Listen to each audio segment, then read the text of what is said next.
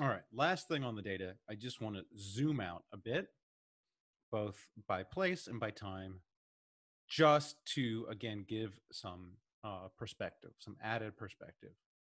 So if you zoom out by time, this is UK inequality data.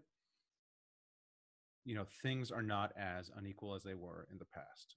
So if you go back here to pre-industrial revolution, things are very unequal. There's a king, a few nobles, the local lord, everyone else is poor. So you have high levels of both poverty and inequality back here. Okay. Again, this is not saying the present is perfect. This is not the point of this graph. The point of the graph is not to say, hey, everything's great in the present. Everything's, la-di-da, happy days are here forever, sunshine and rainbows. The point is just to say, let's put things in perspective, okay? That we have come a long way, all right? We have come a long way from everyone being poor, essentially two people being rich, to, just an increase in inequality. Again, this is just inequality, not poverty. Poverty has drastically fallen. And there are some countries where actually inequality remains rather low, that they kind of have bottomed out. These places over here, and where it does seem to be rising in certain countries. Again, when we go to explanations about inequality, your explanation for inequality has to essentially work for all these countries.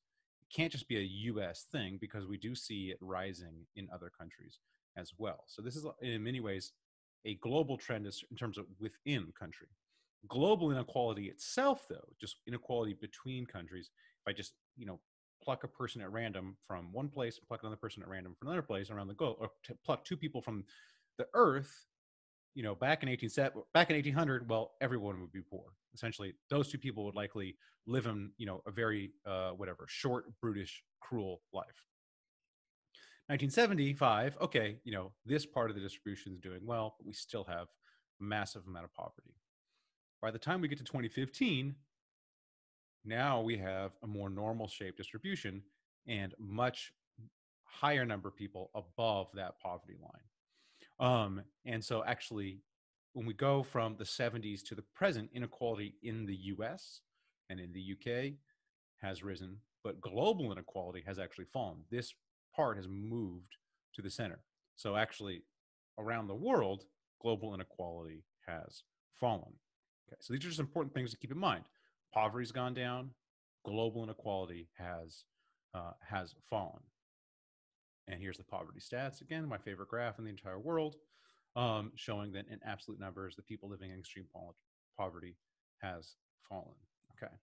So we have a system that is seemingly delivering higher levels of inequality within the US, but globally, that system is delivering a higher level of equality and a lower level of poverty. Okay. All right.